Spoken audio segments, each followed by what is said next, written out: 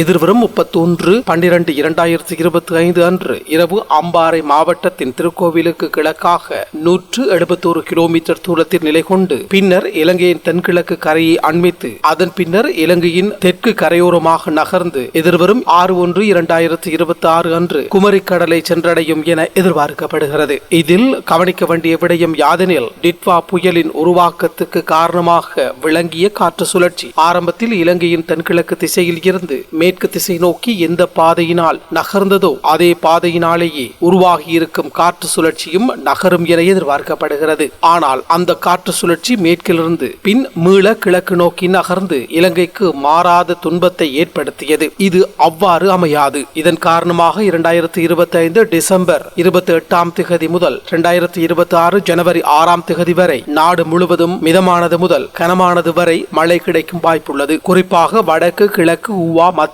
மாகாணங்கள் எதிர்வரும் டிசம்பர் 28 முதல் மழை பெய்ய தொடங்கும். வடமத்திய தென் சப்ரகமுவா மேற்கு வடமேல் மாகாணங்கள் எதிர்வரும் டிசம்பர் 29 முதல் மழை பெய்ய தொடங்கும். எதிர்வரும் 2025 டிசம்பர் 30 முதல் 2026 ஜனவரி 3 வரை நாடு முழுவதும் மிதமானது முதல் கனமானது வரை மழை கிடைக்கும் வாய்ப்புள்ளது. வடக்கு கிழக்கு மத்திய ஊவா வடமத்திய மாகாணங்களுக்கு தொடர்ச்சியாக 4 அல்லது 5 நாட்களுக்கு அவ்வப்போது மழை கிடைக்கும் என்பதால் மத்திய ஊவா சப்ரகமுவ மாகாணங்களின் பெரும்பாலான பகுதிகளிலும் மற்றும் குருநாகல் மாவட்டத்தின் பல பகுதிகளுக்கும் எதிர்வரும் டிசம்பர் 29 முதல் பரவலாக மழை கிடைக்க தொடங்கி எதிர்வரும் 2026 ஜனவரி 6 வரை மழை தொடர்ச்சியாக அவ்வப்போது கிடைக்கும் என்பதனாலும் காற்று சுழற்சி இலங்கையின் தென்கிழக்கு பகுதியை அண்மித்து தென்பகுதி ஊடாக நகரும் என்பதாலும் மத்திய மற்றும் ஊவா மாகாணங்களின் பல பகுதிகளிலும் நாளின் அதிகுறைந்த வெப்பநிலை 9